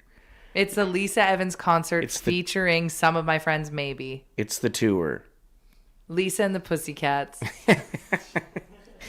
Like I've seen, I know I've told this on the show before, but I've seen Lisa's friends go up and ask the karaoke guy if they have an extra mic and turning it on and starting to sing with a stranger that didn't ask for their Because assistant. they're not on beat. They're behind on the lyrics. So your friend's doing them a favor. Your Yes. drunk ass friend. Yeah. You can't be going up, aka, you can't, first of all, ever sing American Pie. It's too long. And Dawn would be disappointed knowing that you are not on the beat. A long, long time ago, a long, long song, get it over with. Hand the mic over. I will say that I agree with that point. And I actually thought about starting a company called 2 Minute Karaoke. I think that all songs should be done after the 2-minute mark. You can't be going up there and doing Hotel California by the Eagles. Get the hell out of here. It's my turn. I'm doing I Just Can't Wait to Be King by the Lion King. Yeah. It's 2 minutes and 13 seconds. Too long. Last 13 is going to get chopped Everybody look left. at 2 Minute Karaoke. Because all you really need is the intro, one chorus, one verse. Done. Maybe 2 chorus. Okay, maybe 2 chorus. Saucy Justin in the chat.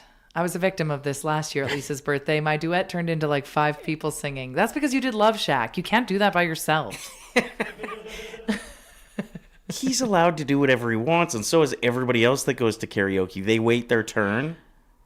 Lisa will pay. I won't. I've never paid. That is a freaking lie. I've Lisa never paid. Brings a wad of 20s and pays the karaoke guy so that she gets to sing more. Well, I don't know what to do anymore on Saturday because the Minnesota Wild are playing the Oilers and it's ruining the tour. Well, At 8 p.m. puck drop. Get the hell out of here. Well, that's a Saturday night game. That's pretty normal. Here's what you and your friends need to do. Go to karaoke and let everybody else go watch the game somewhere. Because that's about the same thing for how much singing everybody else is going to do. I'm telling you, the karaoke bar holds off the karaoke until the game's over. That's what the problem is. So, like, once karaoke starts, I'm going to have to sing closing time. Oh, yeah, true. That's the problem. I wasn't really listening. I didn't realize that they hold off karaoke until the game's done. They have the game on instead. Sweet. Now I can just go watch the game and then leave. I still participated in the birthday. I'll pay the karaoke guy $20 to put you up first, and then I'll take off. Kels wrote, let's write to the Oilers and ask them to reschedule the game. It's true. It's my birthday. It's Harry Styles' birthday. Do it for Harry. Do it for Harry Styles and his 30-night residency at Madison Square Garden. Did you hear how expensive tickets are? No. Unheard of. And Kennedy, that works here, of course, purchased some. Yeah, she's nuts. Big directioner. Is that what they called themselves? The One Directioners or something? I think it was just directioners. But she saw Taylor Swift in concert like 5 times. Like life savings amount of money. How much are tickets to Harry Styles? I'm seeing that they're like $2,000. It's crazy. Like people are outraged by it. I thought maybe because he was having 30 nights that he was like, I can make ticket prices like reasonable. Mm-hmm. That's insane. $2,000? Like pull a Garth Brooks and make every ticket $85. Yeah, exactly. And Garth came here and did what, 9 nights? Yeah, remember I drank 6 Coronas that night and got mad at you? Yeah, I'll never forget. Thanks for that birthday gift, by the way. That was a good night. Okay, so I'm just like kind of watching the chat as our show goes on. The amount of people that can't decide what they want to call you. Skyder, Kreider, Reuter, Roy, Ryder. There's so many nicknames. A lot now. of options. Ryder, Rob, Roy. I don't know where the Rob's coming from, but because if it's just the Scottish heritage, Rob Roy. You want to know why? Because when we initially talked about how your real name starts with an R, majority of the chat that day assumed it was Rob. Oh. So a lot of people have just been assuming that that's your name for a few weeks now. It ain't. It's cooler than that. It's actually Royal. You wish. You wish you were as cool as Reese's grandpa. For $2,000+ for a ticket to Harry Styles, instead of spending it on that 2 hours, you could come to Las Vegas with us. And actually, pricing is held until January 30th, if I'm not mistaken. And then we're going to probably see a little bump up. So get your seat now. You can reserve your spot for just 20% down, nationgear.ca, the Nation Vacation to Las Vegas. For the price of one Harry Style ticket, you can come party with us for like 4 days. It's true. We've got a watch party the one night. We're staying at Circa, which is the hottest hotel right now in Las Vegas. We are going to the game, Edmonton take on Vegas. We've got booze and food covered at that game. It's like an all-inclusive experience at it. Party bus to and from the game. Accommodations, like I said, I believe we're going to get you to the hotel. So it's kind of pay for it, and then there's a lot of freebies and cheap options once we're there. Travel your way, nationgear.ca. Would love to see you in Vegas. Thanks to everyone in the chat that said that they're purchasing their Mick Huge merch, which you can also find at nationgear.ca. I wanted to talk about something that is blowing up on the internet. Okay. Before we get into the 3 stars of anything. Ooh, today could be the day. Who's getting their nostrils waxed live on the sauce? And I feel like this fits in with Vegas just 2 months away. People are arguing online over which night is the best night when you go on a trip. So there are some options here. I think people are assuming it's like kind of a long weekend trip, a 4-dayer. Okay, so you're saying like which night would you have the most fun? Yes. So the options are night 1, night 2, night 3, night 4, or the night before the trip is actually faring decently in this online dispute. So I guess there's some people that probably like the excitement about what's to come. I'm tired on the first night. I try to keep giving her though. No, I'm talking the night before first. What? I hate packing. See, I think some people really like it. I have a friend, and I actually check out the show all the time, and she will pack. She'll try on like pretty much everything in her closet the night before they go on a trip, and then she decides what she'll pack. And it's also her way to figure out what she's gonna like donate for clothes and stuff she doesn't like anymore. She'll literally put on everything that she owns. What? And then Who is this? Gina. No, she doesn't. Yeah. Oh, she used to. I think that's the story. It's something close to that. I mean, I guess when you're on vacation, you want to wear your best. And because you can't really switch it up. Think of how many times you've pushed a piece of clothing aside thinking you're going to wear it again. But if you actually tried it on, you'd be like, oh, I don't like this anymore. I don't know. Good way to donate clothes as well. But Lindsay said I get so much anxiety the night before traveling. I think a lot of people do. I think she gets so excited about traveling, And though, she's that fashionable. Doesn't know what to do with herself, so does this packing. So she'd probably rank the night before pretty high. That's insane. Well, I don't know. You got to actually get to the beach to I have don't a good mind it. time. I don't mind the night before. Okay, but you can't say that's the best night of a trip. Why would you even go? Just pretend you're going somewhere. I didn't say it was the best night. I just said that it probably would rank higher than like night 4 for me. The night before you have to leave sucks. You're sad. Mm-hmm. And you're like, I don't want to be too hungover for the flight home or the drive home. So you try and take it easy. I don't know about anybody else, but night 3 in this example, if there's 4 nights, I'll be doing the math and be like, oh, we're already over 50% done. Do you ever do that on trips? Ryder, it's all my life is like right now I'm like, oh, it's 10:30, the day's over. Like it's nighttime. I have to start prepping tomorrow's show now. I'm serious. That's how I live my life. It's terrible. So on vacation, night 3 to me wouldn't rank very high either because I'm constantly thinking like, oh, we're on the back end of this trip. Keenan said, can confirm Gina does still do this. That's crazy. Yeah. So she's ranking night before. So I might put night before ahead of night 4 and maybe 3. Reese, what about you? Where would you rank night 1 versus night 4 on a trip? Like, what's better? Well, definitely night 1. Wins, Yeah, in your for opinion? sure. Yeah, you get sad near the end of a trip. It sucks. I think night 2 I like more than night 1. Night 1 is a feeler out. Yeah, you're starting to get to know the restaurants. Let's say you're at an all-inclusive. You're just like kind of Exactly. looking around, feeling it out, having a couple drinks. Then you want to get up early, get your spot on the beach, or get out there and go skiing. Yeah. Day 2 is the best. Well, yeah, and day 2 is awesome usually because day 1 was never a full day. Even if you arrive at 10:30 in the morning, like you travel said, days suck. it's not a full day. Yeah. You're pooped from traveling. Yeah, you stink from the plane. So are we in agreement that it goes night 2, 2? then night 1? Yes. Night 1. What's wrong with night 3? Is night 3 the night before you go home? Well, no, that's night 4. Oh, so it goes 2, 3, 1, 4. I would say it goes 2, 1, night before, 3, 4. No, 2, 1, 3, night before, then night 4. Because also night 4, if you do turn up too much, on day 5, when you're on your way home, you feel like ass and regret it the whole time. And then you're sick for 2 days. You're Like our show anxious. yesterday, I looked like a thumb. I was so dehydrated, but also swollen. You know? I didn't feel good yesterday either. No, it was not a good day. And that we didn't do anything on Sunday. It's because we went too hard on the last night of the Jasper No, we did trip. something on Sunday. Right, Reese? We listened to Ryder exhale for 4 hours. It was a hefty day. Okay, so this is the order I would go in. Okay. Let's see where the chat thinks about this. Definitely night 2 first. Okay, night 2's locking in first. So when we go to Vegas, Night 2 is the it's top March answer. 24th, 25th, 26th, and then we leave the 27th. So there is only 3 nights? Yeah, that would make sense.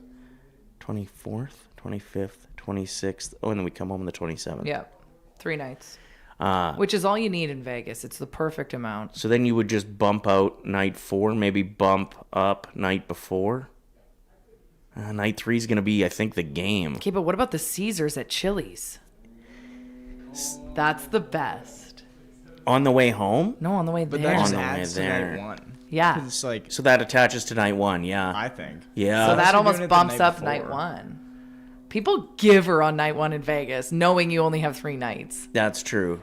And they pump that air into the hotels that makes you stay alive. Uh-huh. Yeah, night 1 for Vegas Like could the be oxygen is incredible a there. pretty good ranking night. But I still think night 2, and which will be the karaoke night by the sounds of it. Oh, the Lisa concert? 2, 1, 3 night before. And then if there's a 4th night, you're done by then too.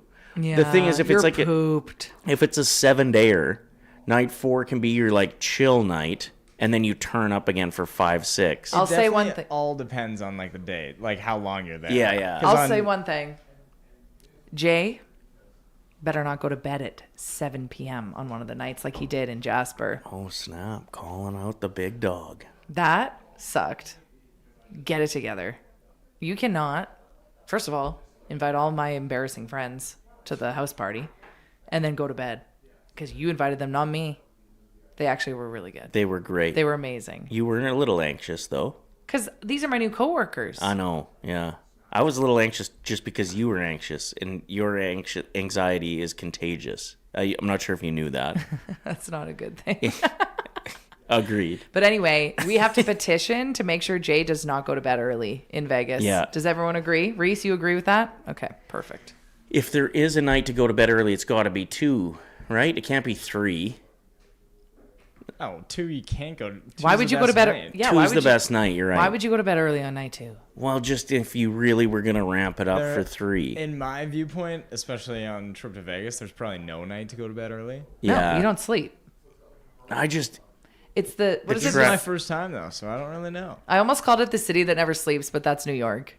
It's Sin City. That's what it is. So the mistake I made in Jasper, I think, was I took it kind of easy on night 1, mixed in a ton of bubblies. Mm-hmm.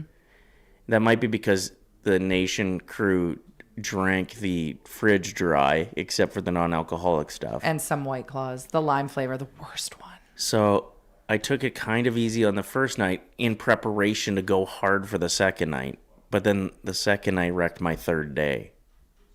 Anyway, it's Yeah. tough to figure out how to balance it. Reese, you don't understand because you literally are at the age where you can just go hard every day. Yeah, you don't have to worry about anything. And then come home, and even the flight home, you're like, this is fun. Let's drink again, or Yeah. let's laugh. Okay, so I have the ultimate Vegas story. My girlfriends and I went to Vegas. We missed our flight there because we were drinking so many double paralyzers at the airport. We literally watched our plane go. We were like, I think that's our plane. And so we were late.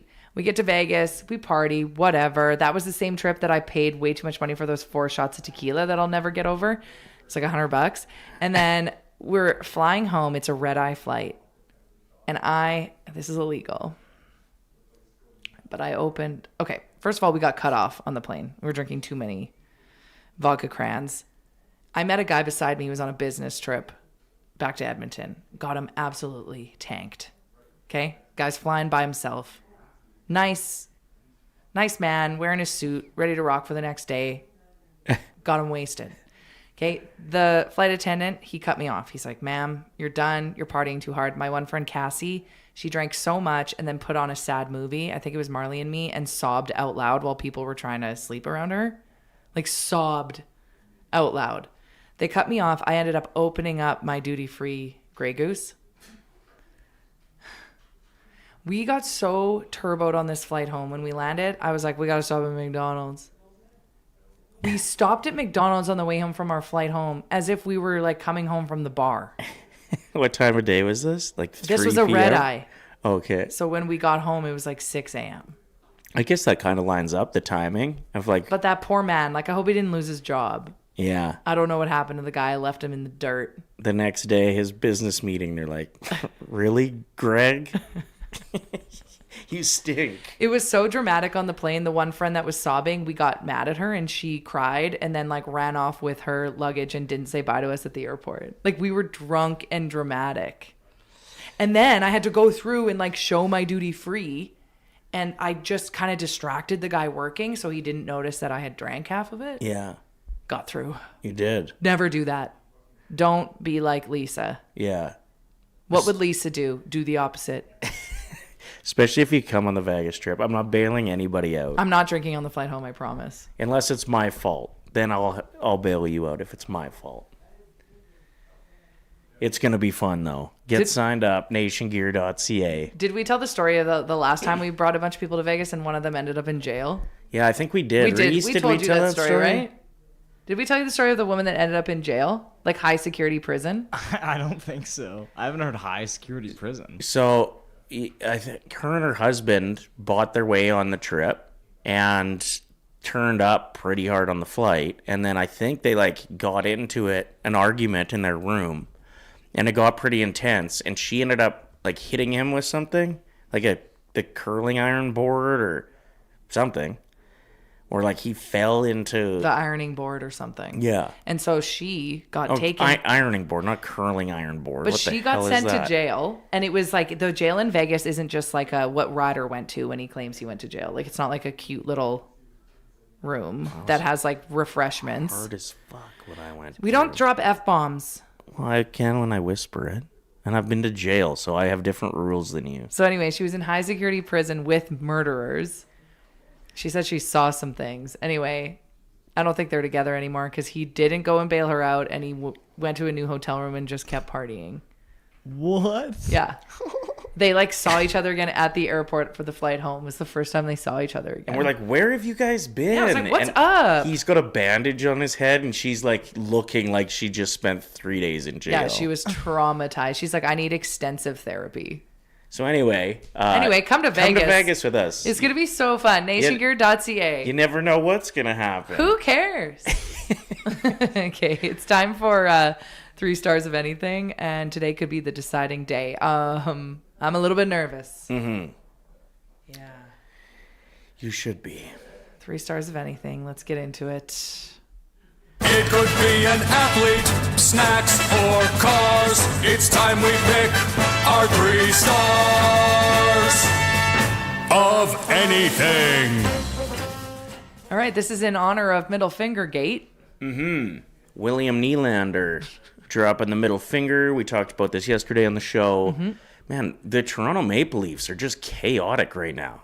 The other day, Austin Matthews refused to talk, and it was like after one of their biggest games of the year. Okay. Didn't want to talk to the media. Why?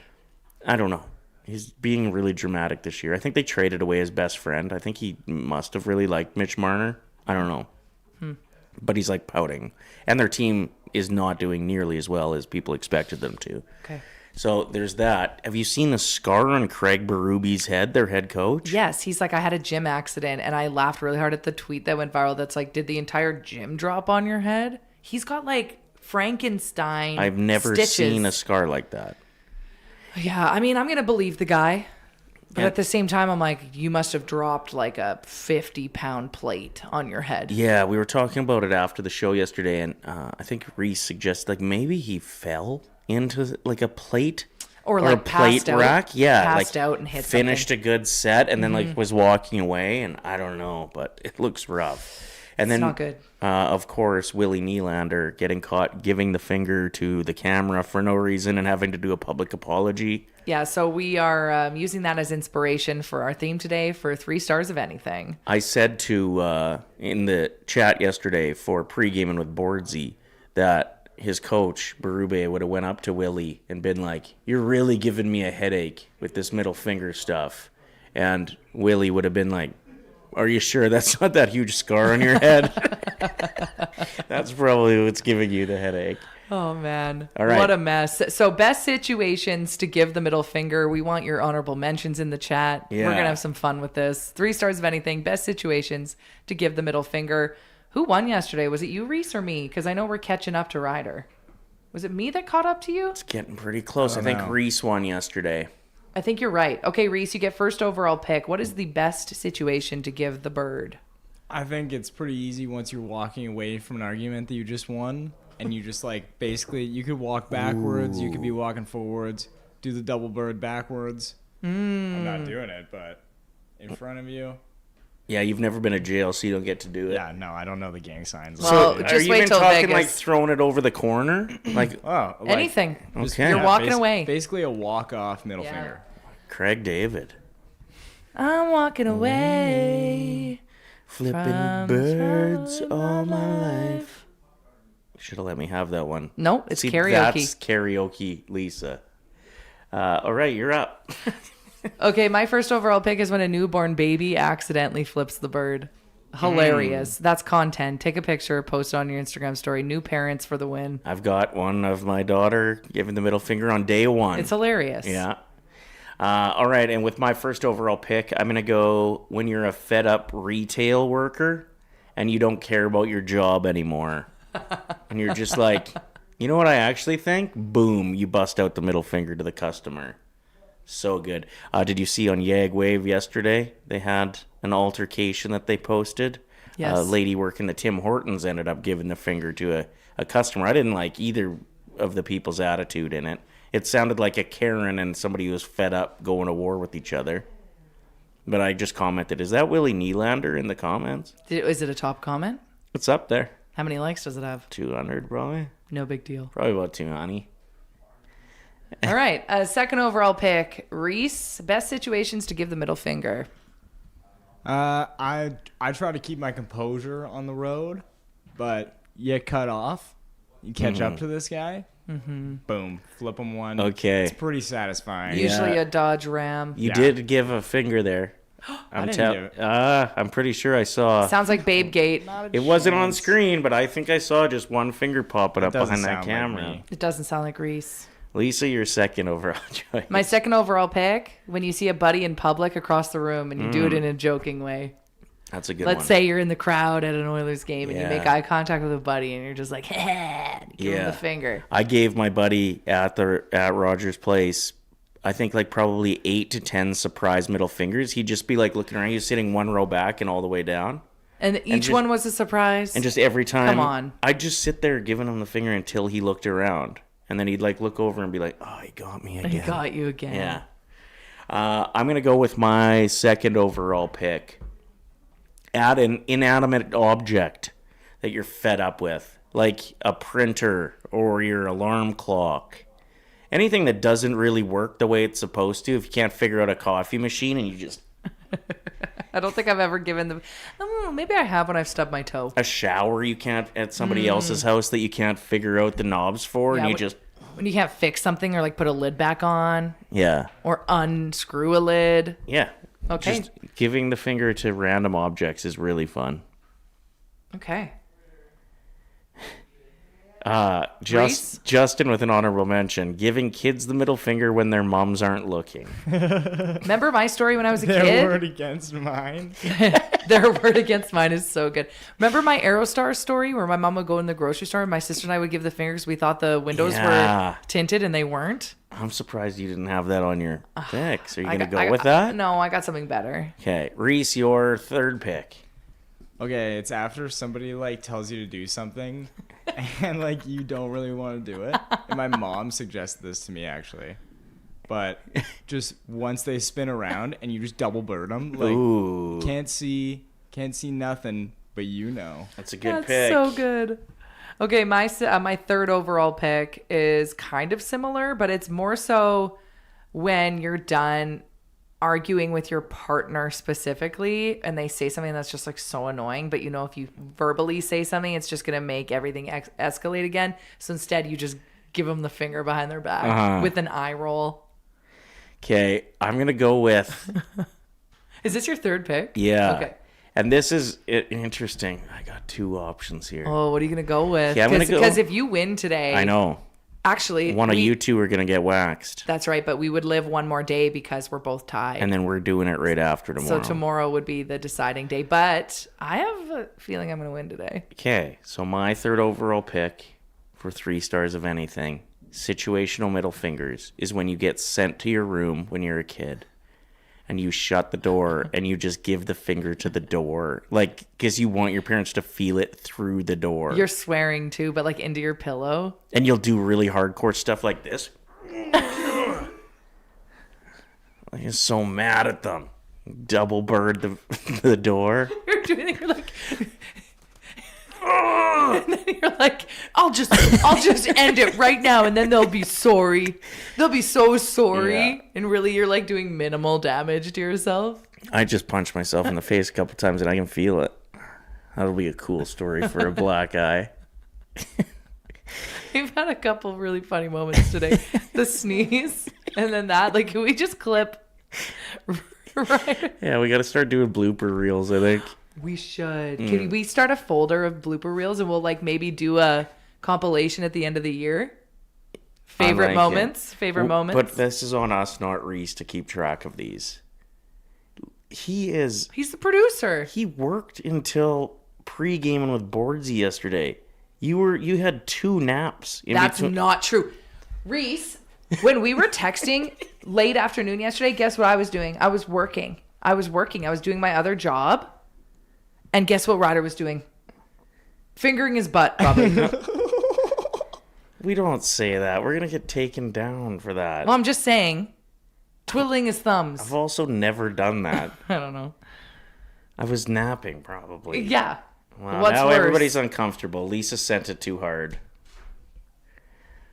I'm just saying, I work long hours with you.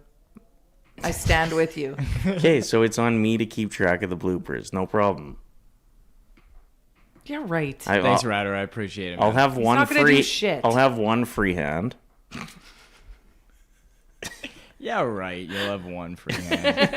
Yeah. Okay, Lisa, your third pick. I already did it. Oh yeah, we did. So we just have to recap. Let's recap. Reese, your 3 best situations to give the middle finger.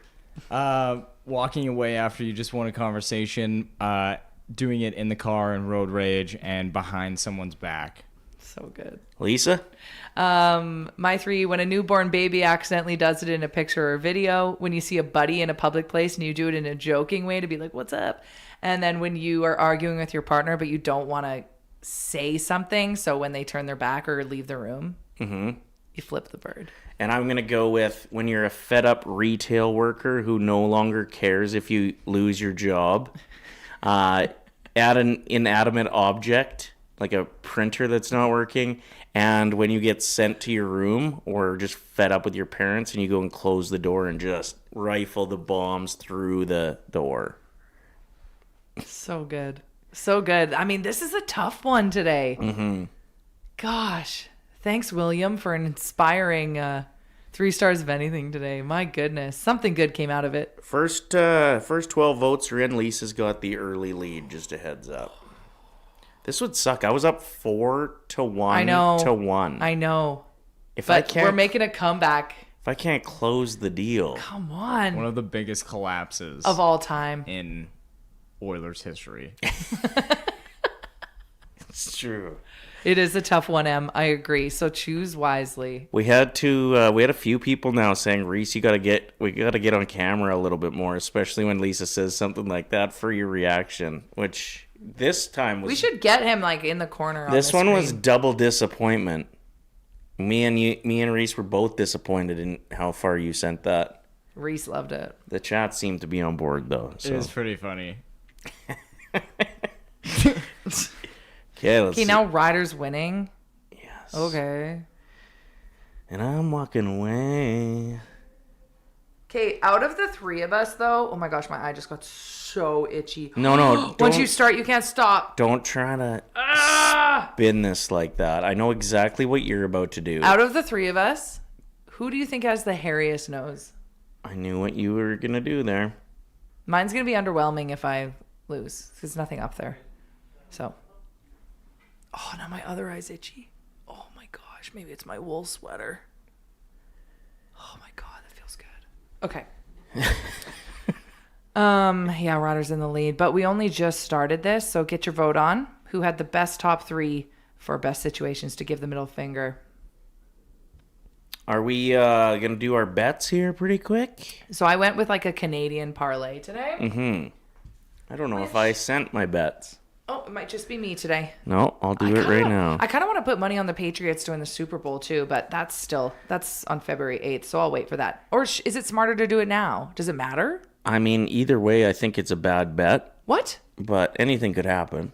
I think the Seahawks are like serious favorites. So you're saying I could win lots? Yeah, I guess you could. Got it.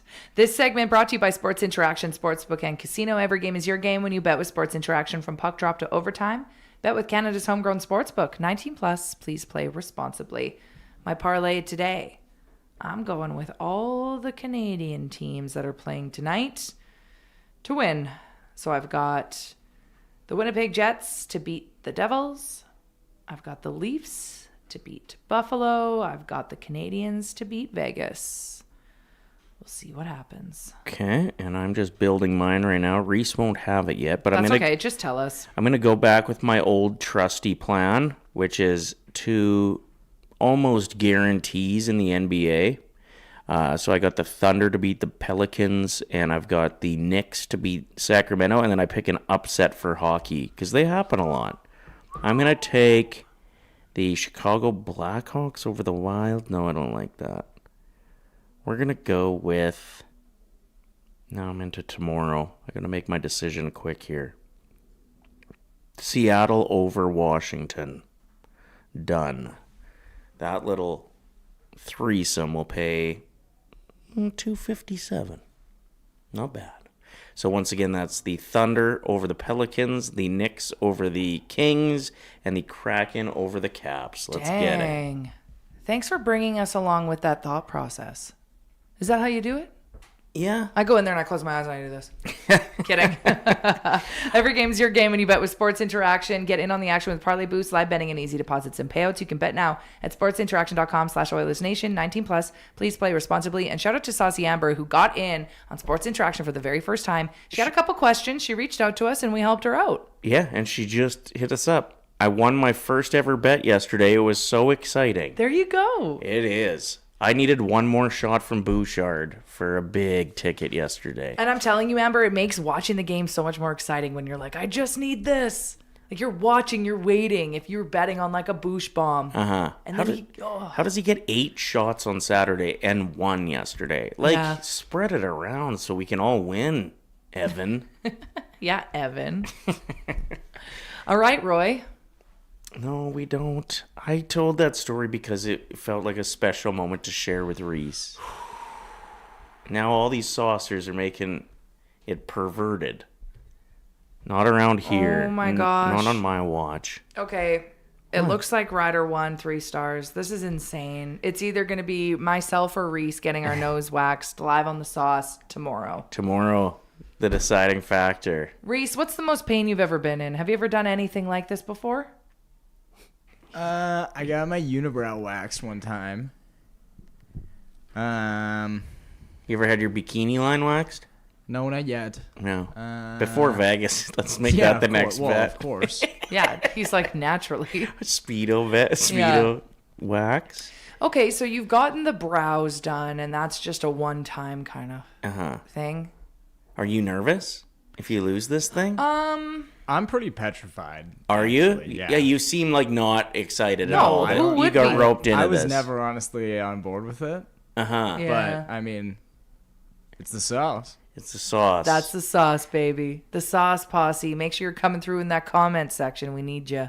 Are you going to have like negative emotions towards us for making you do this? Yeah, just remember like the way that I was acting going out to the cold plunge. Yeah. Just like double it. And that was bad. That was like me on the drive home. Pouty. No, I could never get there. No, that's next level.